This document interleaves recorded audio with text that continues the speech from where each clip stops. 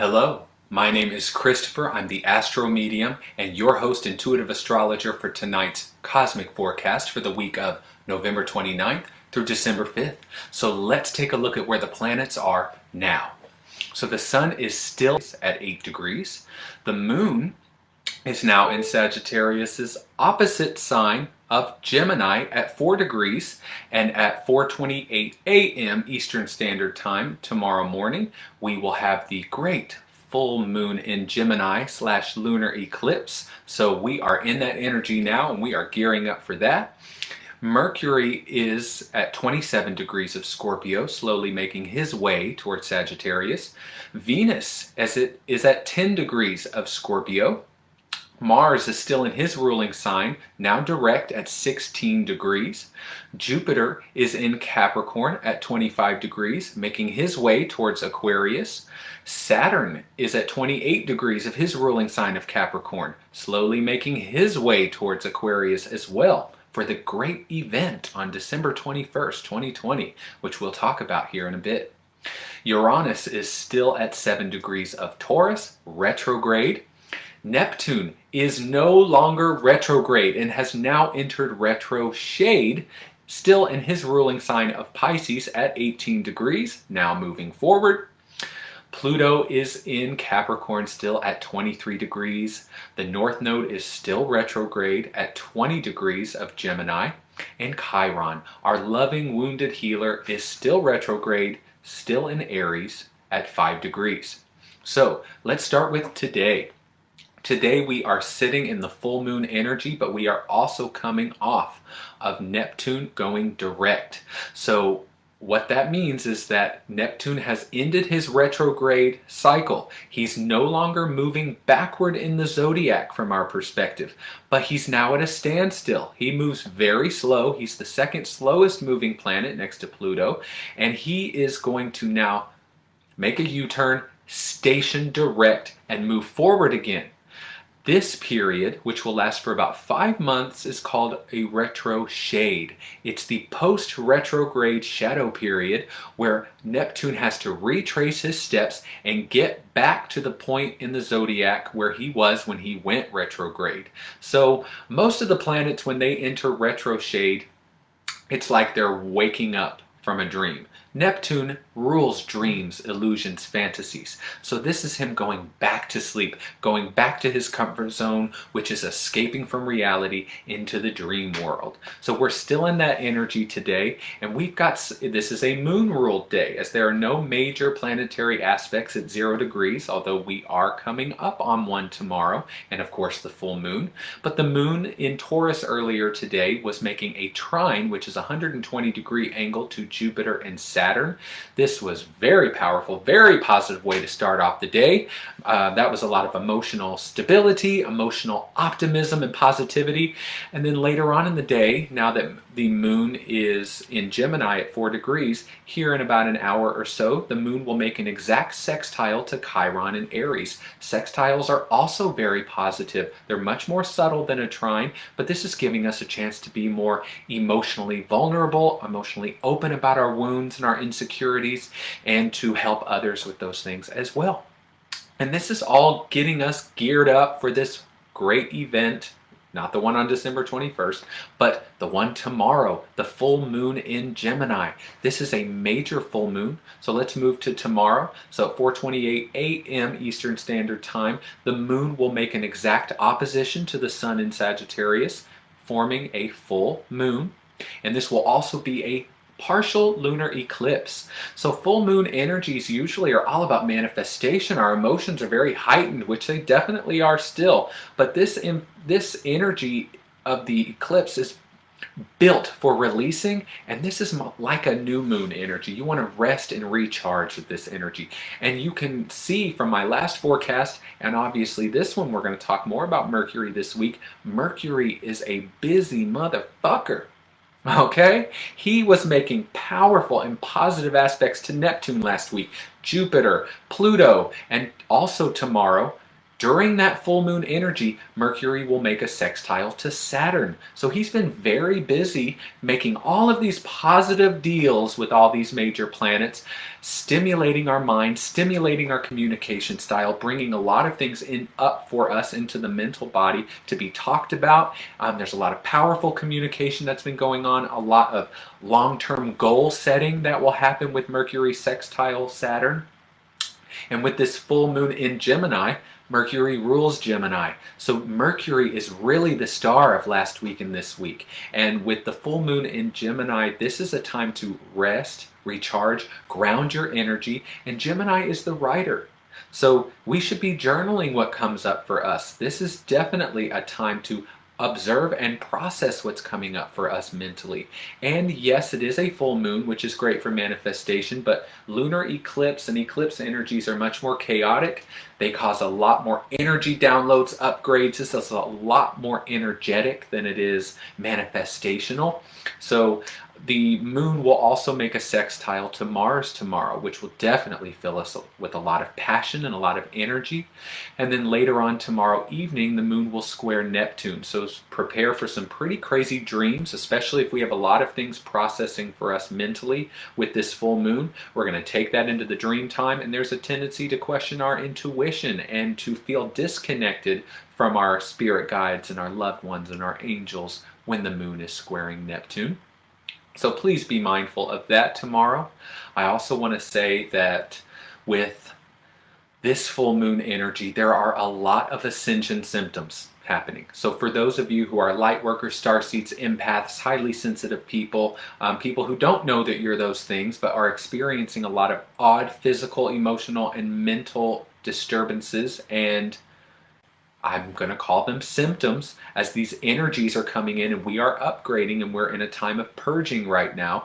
This full moon is definitely bringing a lot of things up for us. So some of the things that you all are feeling right now, a lot of head pressure, especially because we hold a lot of our mental energy in our mind where our brain is, although we have so much mental energy outside of our body as well. We tend to hold it up here, and we tend to fuse a lot of our energy and try to process everything mentally. We close down the heart, try to process it all mentally, and that's what Gemini is amazing at doing. As it's ruled by Mercury, it is a mental communicative sign, and so it's forcing a lot of energy into the head. But with these full moon energies and these eclipse energies that we're coming onto, there are a lot of crown, third eye, and throat chakra activations, causing a lot of head pressure, jaw pressure, aching, tingling and pulsing in the third eye, swirling, tingling feelings at the top of the head, energy moving around the head, throat tightness, swirling energies here. Very bizarre, but this is all in response to chakras opening, coming more online, purging energies that are more dense, because these light energies activate our DNA. And it's important we talk about this because we're all preparing for the great event that will happen on December 21st, 2020, when Jupiter and Saturn are conjunct in the sign of Aquarius and the Aquarian age starts. And so we're already feeling that energy build, as that has been building for thousands and thousands of years, okay? So now let's move to Tuesday. Tuesday is going to be an awesome day, a major shift day as well. Again, Mercury is the star. The moon will be in Mercury's ruling sign of Gemini, making a conjunction to the North Node. So the moon and the North Node will be working together and fusing their energies together. So this will feel like we're on our path. We're probably going to get a lot of intuitive insights, or we're going to feel led to some experiences that will, again, further us or upgrade us. And Mercury exits the dangerously dark and intensely serious and investigative sign of Scorpio and enters the wild, fiery, feisty, and direct sign of Sagittarius. So on Tuesday, we will feel this mental and communicative energy shift even more. When Mercury is in Scorpio, he is much more discerning. He's very obsessive about things. He tends to think about dark things. He tends to want to keep secrets. Mercury doesn't necessarily like to be in Scorpio, because Scorpio is so secretive and withholds information and is so concerned with power and is so emotionally driven. Mercury is not emotionally driven. He's about delivering the message. He's about getting the information from one place to another, and he's about communicating that whole process. And he wants to move. And Scorpio wants to withhold and retreat and pull back into the dark. And that's not Mercury's thing. Okay, Mercury definitely is excited about entering Sagittarius as he's able to express his energy more. Sagittarius is the opposite sign of Gemini, but Mercury is able to move quicker. He is able to be more direct. He's able to get his point across. Those with a Mercury in Sagittarius, these are the people that we know that they're straight shooters. They tend to be big picture people. They are pretty open-minded, and they will listen to a lot of different points of view. Sagittarius is ruled by Jupiter. Jupiter is the planet of expansion, wealth, outlook on life, spirituality to a certain extent, but this is more religion and how we structure our spirituality. And it's also so much about that expansion of the mind. Sagittarius rules the higher mind, where Gemini rules the lower mind. Gemini gets very obsessed with details and is very detail oriented and can talk at length. Sagittarius wants to know, what's the big picture? Where's all this heading? Where's it all going? And I'm a free thinker. Those with a Mercury in Sagittarius pride themselves on not having any opinions that they did not come to themselves, and they want that freedom to be themselves and to move, and for their mind to be able to move quickly. And their communication style is very direct and moves quickly as well. So for those of us who are more sensitive, or you might have Cancer, Pisces, Scorpio, Mercury, or Moon, you're going to notice those types of people can be somewhat off-putting, but it's just their nature. It's that fire. Sagittarius is a mutable fire sign, and that I liken that to a wildfire. It starts somewhere and then it just spreads like lightning and doesn't stop, and that's Sagittarius, constantly seeking more and shooting for more. So now let's move to Wednesday. This is another moon-ruled day. We'll still obviously be sitting in the Mercury entering Sagittarius energy. We will start to come off of that full moon energy.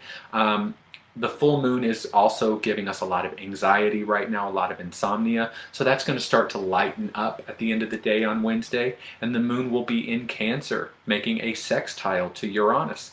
This is wanting to try something new. We're going to want to do something different that day. We're going to want to break out of a routine. We're going to be a little bit more emotionally excitable too. And then the moon in Cancer will make a square to Chiron. This is going to sensitize things. This is going to bring some triggers up for us emotionally, and this is going to stimulate a need for healing, but it's going to show up out here. It's going to show up as things that are happening that we're responding to that are making us feel more weak or more vulnerable, or preying more on our insecurities. But that's also a time where we are able to come face to face with the healing journey ain't done. It's never done. But there's layers to this, so here's some more layers that you can clear out for yourself. Now let's move to Thursday, which is also another moon-ruled day. The moon will still be in Cancer, making a square to Mars.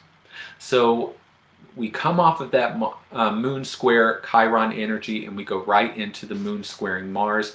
This is heavy temperaments, lots of frustration, a lot of lashing out in anger, lots of sexual tension as well can come up, but thankfully later on the moon in Cancer will make a trine to Venus and Neptune. So if you tune out of the ego on Thursday, and if you come back into a heart space and you go into a meditative space, if you relax, because moon trine Neptune and moon trine Venus is all about finding pleasure in things emotionally and connecting to others emotionally and intuitively and having that spiritual connection. And with moon trine Neptune, we're much more in sync and in the zone, especially now that Neptune has gone direct. We're getting more intuitive insights. We're more in alignment with that third eye and with that intuitive sense of self.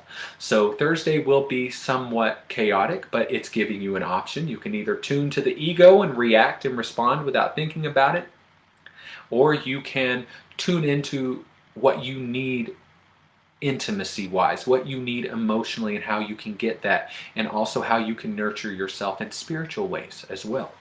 So now let's move to Friday. Mercury is still the star. This is a beautiful day. Friday is forming a grand trine between the moon and Mercury and Chiron. So moon in Leo will be making a trine to Chiron in Aries, and the moon in Leo will be making a trine to Mercury in Sagittarius. So we'll have a more emotional clarity. Our emotional and mental bodies will be working in powerful harmony that day, and we will feel much more vulnerable, but much more open to share that and wanting to be vulnerable and sensitive to other people's needs that day. And then Mercury in Sagittarius is making a trine to Chiron in Aries.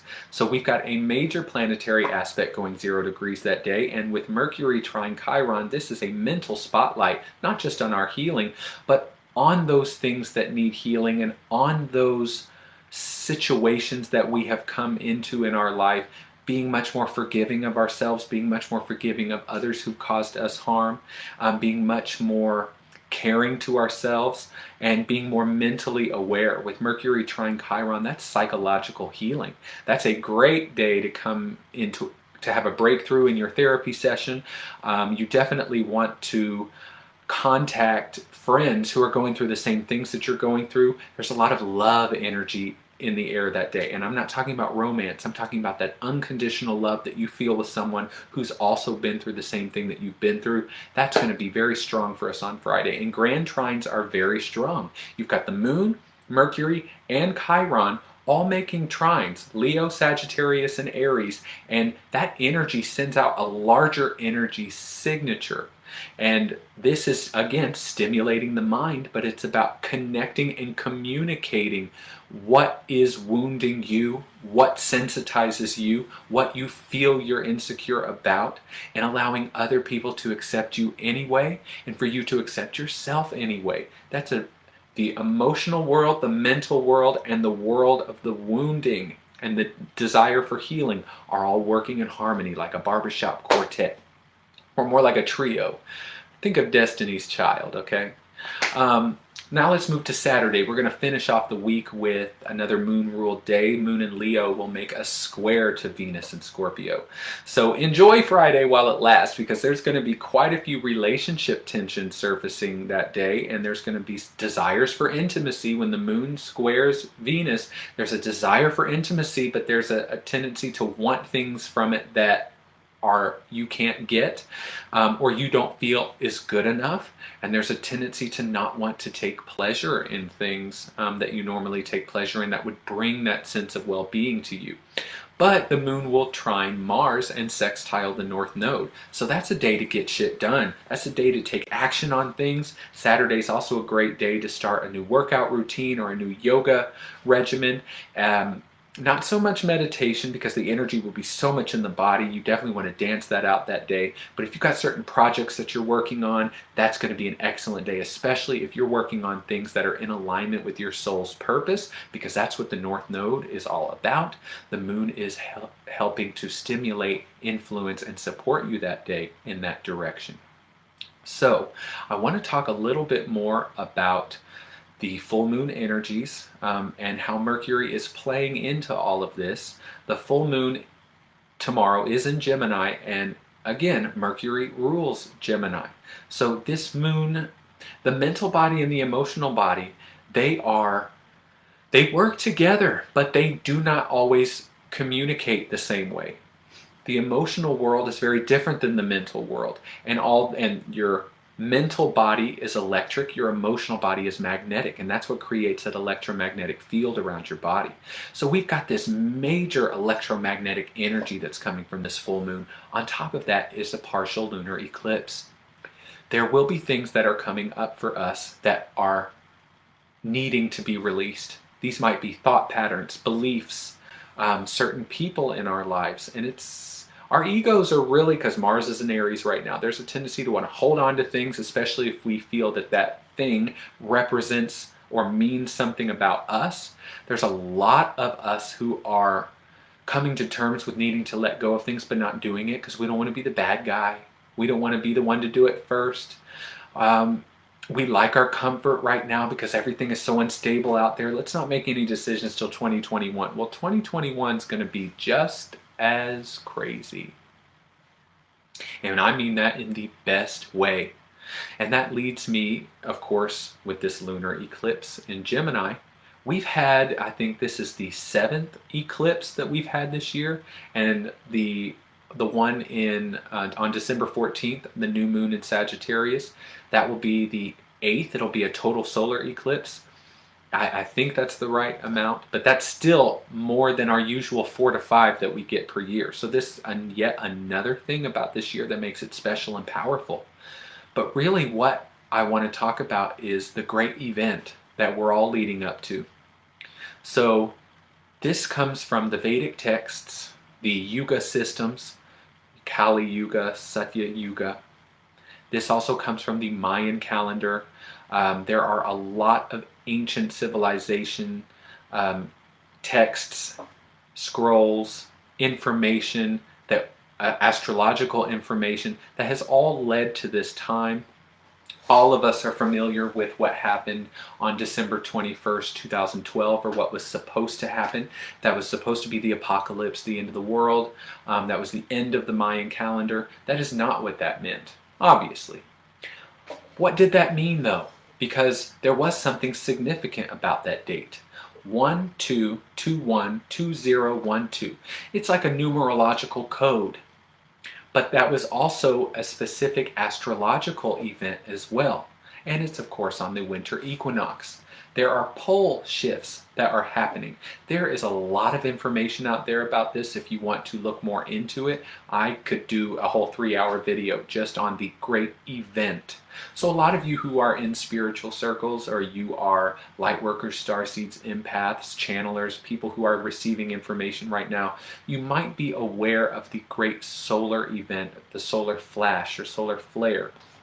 Solar flares that have been happening more here recently, those geostorms and these solar storms, they send incredible amounts of light plasma onto Earth, and this hits our energy bodies, activates our DNA, and our DNA begins to purge not just junk DNA, but things within the DNA, traumas, old belief systems, dense emotions, unprocessed emotions, frequencies that do not match that which we're moving into. This is what's been going on in this time. December 21st, 2012 was not the end of the world. It was the end of the world as we knew it, but it was more of the end of the third dimension. So the third dimension is not a place, it is a state of consciousness, and human beings, we are at this time getting ready. Okay, there are beings, okay. So they are wanting me to talk about this. So as soon as I started talking about this, they started to come forward. So, woo, and they're touching me. About what? Hold on a second.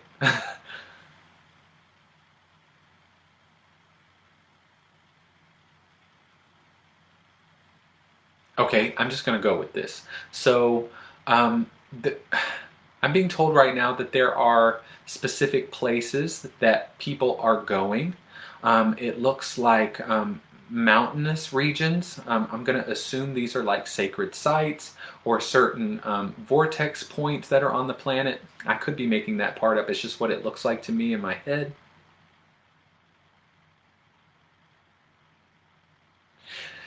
Okay, so it's important that we talk about this, they're saying. I want to talk about it anyway, but they are very adamant about this. So this great event that's going to happen, this is, sorry, they are really knocking me off whack.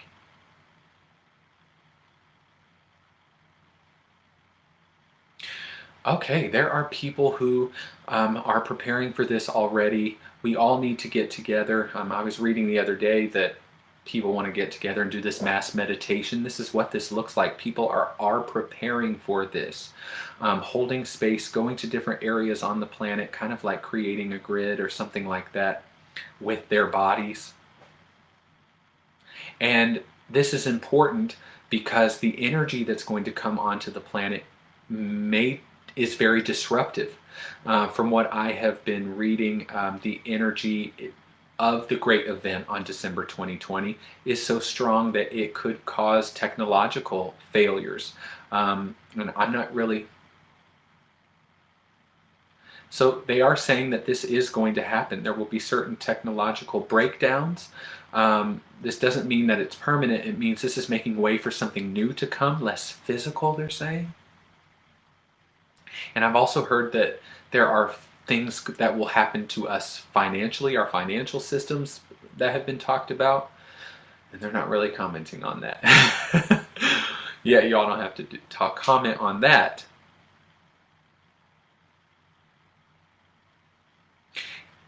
Okay, so it is important that we all have a common goal, especially for those of us who are more conscious of this happening and who are not afraid, they're saying. Those of you who are not afraid of this, there are a lot of us on the planet right now that are not afraid.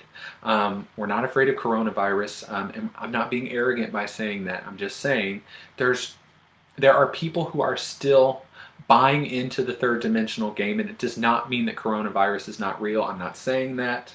It does not mean that everyone's issues don't matter and that Black lives don't matter and that all these things that are happening down here on the ground are not actually happening.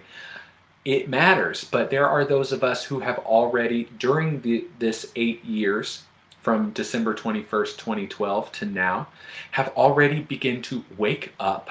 The mass awakening has occurred. The third dimension ended on December 21st, 2012, and we are now ascending into what they're calling the fourth and fifth dimensions, which is states of consciousness and not necessarily a place. Earth is also ascending as well. There are people that are waking up left and right without any yoga training, without any meditation. It has nothing to do with that. People are having kundalini risings left and right. Astrological shifts are causing major leaps and bounds in conscious awareness, and this is happening for a lot of us. And it does come in waves. So there are the first waves of people who take these upgrades and wake up first. Their waking up experience, their spiritual awakening, their ascension process, then filters out, comes out into the world. We share that information. People watch us go through it, and that triggers them, and then they wake up. And it's this cyclical, almost, what's the word? Damn, they are really talking a lot right now. Hold on. I need to focus.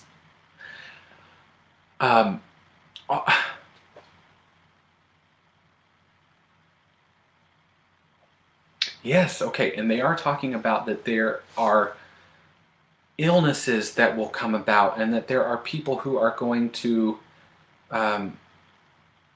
come down with a lot of... This is coming in really fast, hold on. So, with this great event, on December 21st, 2020, not only is that the beginning of the Aquarian age officially, as Jupiter and Saturn will be conjunct. The Jupiter-Saturn conjunction will happen. Hold on.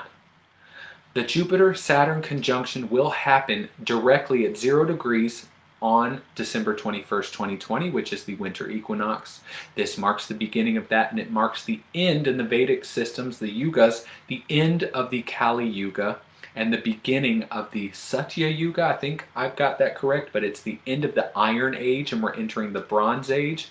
Please correct me if I'm wrong, but there is a end of a cycle and the beginning of a new one, and it is more positive. It's higher in frequency. We're moving up. We're going from iron to bronze. That's why they represent it using metals. It's that alchemical process of moving up in frequency range and ascending. This is a part of spiritual awakening. So what will happen is there will be this major planetary alignment through all these different domains. This opens portals. There's a lot of more scientific research behind this that you can look up as well if this is starting to sound a little too sci-fi and woo-woo, which it's not. It's just how the universe operates, like clockwork.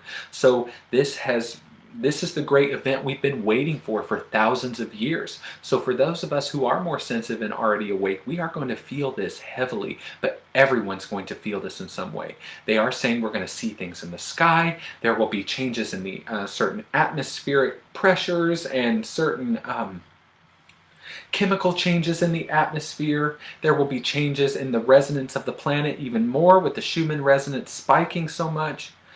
People will be having abilities coming online that they don't normally have. People who wouldn't call themselves spiritual whatsoever will start to have certain abilities or experiences that lead them there. There will be a lot of illness that will come up as our bodies are trying to release things. We need to be patient. We also need to understand a lot of us will be called to a higher path at this time. A lot of us will be called to stronger senses of self-assurance in what we're doing career-wise. We will take our new abilities and our new awareness, our new soul path, and take that into our career. There is a tendency for some to question this, and there will be those, they're saying, that stay. There will be those that resist this as well. Do not look back. They're kind of showing me Sodom and Gomorrah right now, if that's the right story. Like, don't look back. Keep moving forward. We are headed towards something new. There will be those that resist this, and there are those that are leaving. There are those that the suicide rate is the highest it has been. There are souls that are opting out, but there are people who will remain physical, who will remain in their very third dimensional polarized mental state. They will not want to better themselves, or what we would call better themselves, or heal their wounds. They are not looking to take this conscious evolutionary jump, and that is okay. There's nothing wrong with them. Keep focusing on you. This is very important, as there will be such physical sensations and very visceral in-our-face experiences in the year of 2021 after this great event. And this great event, they say, will happen on December 21st, but the whole alignment will take about 3 days to occur. Of course, after 3 days, he is resurrected. And of course, on December 25th, the alignment has completed, and the energy will be very strong. Ascension symptoms will be out of control. All of this has been building up to this point. Muscle twitches in the body. This is what a lot of you are feeling right now. Twitching of muscles, muscle aches out of nowhere, lots of head pressure, feeling like there's a tight band wrapped around the head. A lot of extreme thirst that's happening, where it's like I'm drinking so much water, but I'm constantly thirsty, and which is not normal for me even. The throat tightness and the swirling there, lots of heart expansions, lots of heat in the body. There's heat that rises and then you're suddenly cold, but you're hot out of nowhere. The fan's on, it's 62 degrees in here, and you're suddenly hot, and you can feel it burning up from the inside out. This could be caused from Kundalini energy that's being activated. There is also a lot of weakness that's happening in the body. It feels like flu-like symptoms, but feeling weak. And it also feels like things are heavy. Your body's heavy. You don't have as much energy as you normally do. You're starting to wonder, do I have chronic fatigue syndrome? There's a lot of things that are leading up to this point. Yes, visual changes as well. Seeing things, of course, sparkles and blue orbs and all kinds of different, I see prana as well. There are probably people out there who will go through a Kundalini awakening, or who are seeing prana and don't know what you're seeing. It looks like little particles flying around in the air, like little sperm, for lack of a better term, under a microscope. And it's beautiful, and you see it more when you go out in nature, and especially when there's a lot of energy in the room. I see it more, and I see it more around plants and people as well. And it's like see-through little particles, and they're always there, and some are brighter than others. There's sparkles of light, but there's vision changes where there's like blurring vision in and out. And it's like, holy shit, what's going on with my eyes? I've been awake for 7 hours. Why is this happening? This never happens. And so there's a lot of different changes happening to the body.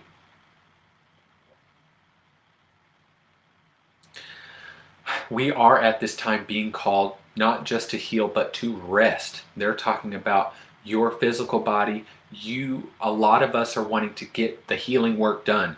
Let me do this modality. Let me go get an energy healing. Let me do my yoga. Let me exercise. Let me move this energy. There's a lot of support there's a lot of healing happening in our dream time right now. That's why a lot of us are waking up feeling very heavy, feeling very depressed, like we want to cry, because we worked through some things in our dreams and we didn't even realize it.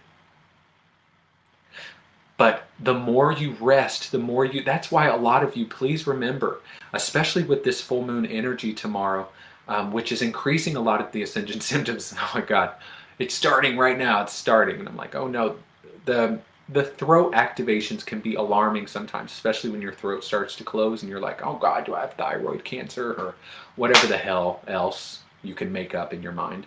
Stay off of WebMD. But there's so much healing activations happening right now and so much purging. It's okay to just lie there and let your body do what it's supposed to do. When I try to go to sleep at night, my body parts will jerk, and it was doing that a lot during my Kundalini awakening, but it will do that especially around certain transits and moon phases, but lots of twitching and vibrating. You'll be lying there and your whole body just feels like it's buzzing. And you're like, is this anxiety? Am I lacking magnesium? And it's neither. Okay? We just have to start accepting that we are about to experience the great solar event that they have been talking about for thousands of years. So it's not just going to come and go easily and without a trace. So, all right. So again, I do accept love donations. I'm going to close this out. I do accept love donations on Venmo. The link is in the description if you would like to support me.